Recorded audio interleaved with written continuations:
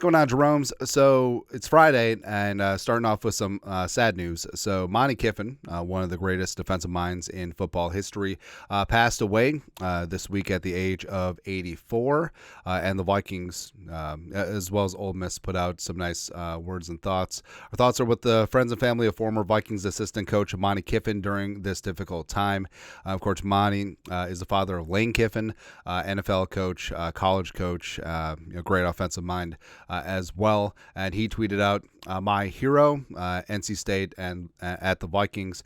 So times when when Monty was with the Wolfpack as well as with the Vikings, some great memories there. Also, Lane's looking good in that Vikings merchandise.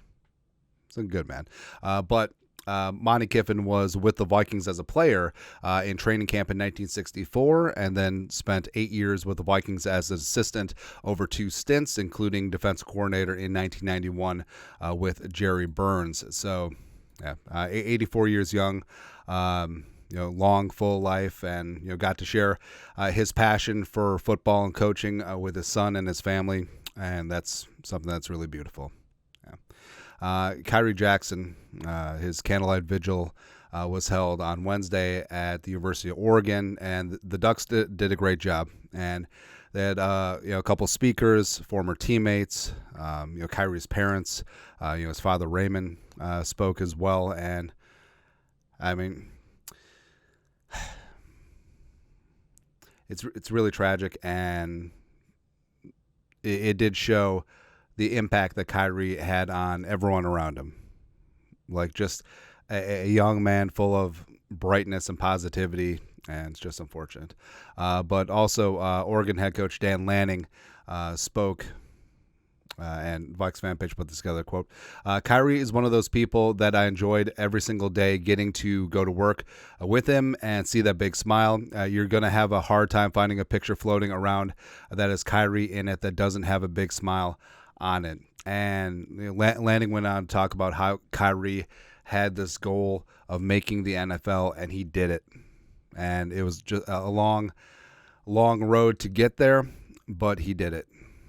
And that perseverance, that determination, and positivity through it all, I think can be a very good lesson to everyone. Yeah. So, great job by the University of Oregon.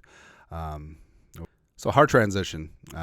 So the NFL receiver documentary is rolling along, and there's other parts besides Justin friggin' Jefferson, although I haven't seen it. But this was from the trailer where the Vikings playing the Niners Monday Night Football, big time win, Jordan Addison breakout game. It was beautiful, but Harrison Smith made a very clean and routine play on 49ers tight end jumping George Kittle and just sort of hit him in the ding-ding. Purple persuasion. 49ers tight end George Kittle, after getting hit in the groin by Viking safety Harrison Smith last season. Hey, Harrison, you hit me in the effing. So he was referring to his anatomy, and then he was calling Harrison an effing anatomy, which is just fun. It is so funny when players are mic'd up, and when they allow themselves to forget that they're mic'd up, because otherwise, it's just like hermetically sealed. Oh, they're hearing everything I'm saying, so I better be good. No, when you get legitimate, football talk on the field, it's great, man. It is really good. Also really good from the receiver documentary is Davante Adams, who, I can say this now that he's not a greasy, grimy Green Bay Packer, but Davante Adams is one of the better receivers over the past decade. He should be a Hall of Famer, so there. Well, actually, they'll be close. Vikes fan page. Raiders wide receiver Davante Adams on Vikings receiver Justin Jefferson. Quote, I watch his tape all the time. People don't talk about his hands and types of catches enough. I truly don't know if I've seen him drop a football, end quote. Now, hopefully that doesn't jinx things. But Jefferson, so... Well, the thing about Jefferson is he's not the biggest, he's not the fastest, he's not the strongest, he doesn't jump the highest, doesn't have the largest catch radius, but he is so good at all the ancillary things that you can work on. Like, you can work on becoming a better route runner. You can work on having better hands. You can work on. Oh, also, I noticed this about Jefferson his rookie year, and you can't unsee it. Like, once you look at it, he's always falling forward, right? So he's always whenever he gets tackled, like, he always finds a way to fall forward, always getting an extra half yard or a yard, because part of it is his agility, his spatial awareness, and all that stuff, where it's very rare for a defender to get a very clean hit on Jefferson, which is a big part of his game as well. But when they're wrapping him up, bring him to the ground, he just has this knack of always falling forward positively most of the time. And I feel like that's a skill set in itself, because it literally adds half a yard, 2 yards to every single play, and that adds up, and that does matter. Like, on second down, you make a play, you fall forward versus just being tackled where you stand, and you go from second and 3rd and 7 to 3rd and 5. That's a big difference. Yeah, but Jefferson does have great hands, and I feel like he has all the soft skills that are amazing for a receiver. Right, and it's just game respects game. That's awesome. Also respect the game. So Unreal Co. put this out. Who else got Justin Jefferson wearing the Unreal Times Vikings hoodie in the new Netflix show Receiver? Now, I'm not going to lie. This is one of my favorite hoodies, and Unreal Co. did fantastic with us last year. We got a couple of them, and it's just, I see the hype. I see the hype because, so when they did the version 1 of it was always like limited. So part of the marketing was the limited supply. It's like, oh, we got some, and they're gone, right? But now it's like, it's so soft. I will say that you do have to be careful taking it off, because one time I snapped myself with one of these things and it hit my eye, and it was just like, oh, Lord, this is it. I'm a Cyclops now.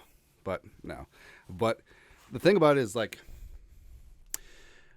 they're warm, but they're not overly hot. Like, they breathe. The material is good, and also it's thin, so you can wear it when it's warmish out. It's very good. This wasn't a sponsored post, but there's just I just really like the hoodie.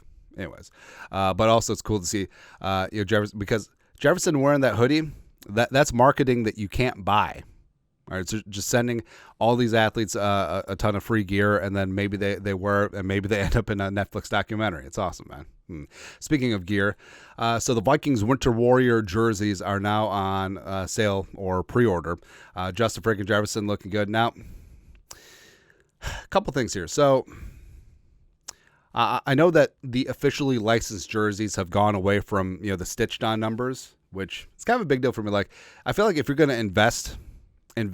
Like, if you're going to go get yourself a jersey, try to get the one with the stitched on numbers, and just really get something that's going to hold up, something that's going to be nice, something that you could wear for a long time. I mean, that's what we got with the Moss and Carter jerseys, the whole old school Mitchell and Ness stuff. Right now, they don't really have like the sewed on numbers anymore with the officially licensed stuff. And I'm not advocating, but I know that a lot of people do get jerseys from overseas. We'll just say, right? And I've rolled the dice before. Sometimes it's awesome. Sometimes it's not. But I feel like it should be caveat emptor, buyer beware. You're taking a chance. And if you're fine with that, you're fine with that. There you go. Speaking of taking a chance.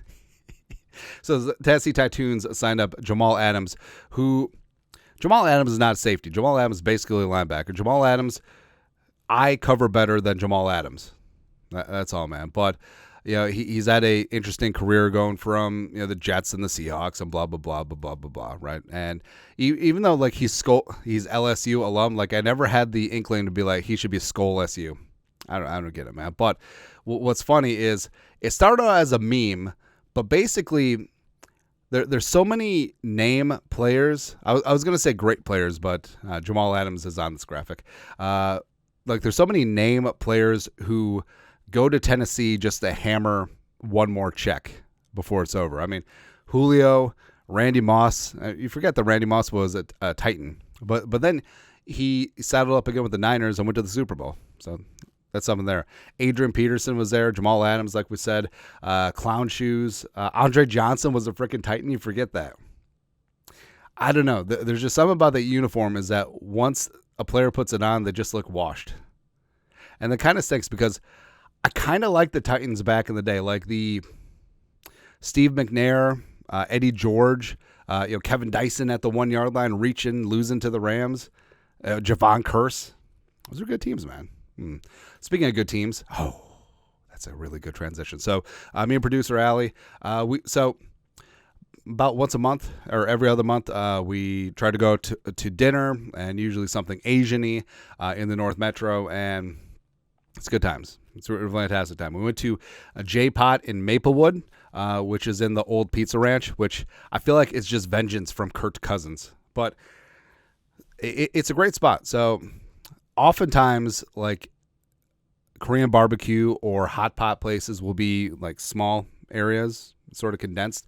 But this one, of course, used to be a pizza ranch. So this thing's like an airplane hangar. And this isn't sponsored, but there's fantastic. We got the hot pot and the Korean barbecue. And so we have the meats. It's glorious, man. Just really good.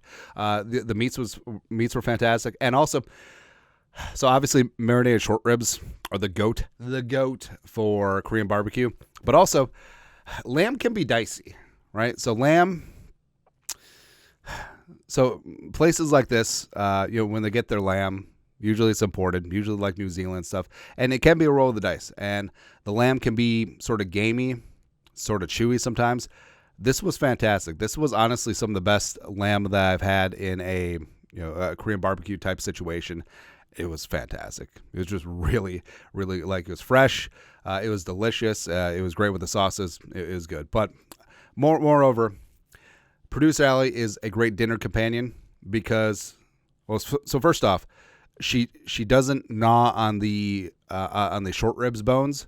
So we cut it off with the Korean scissors, which before I started going to Korean barbecue, I didn't have the Korean mom scissors in the kitchen. Now I have them, and now they're indispensable. But cutting it off the bone, and then I get to gnaw on the bone and all like the tendons and stuff, feeling like a caveman.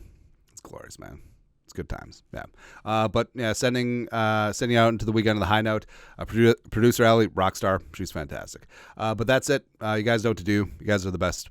Skull, production value.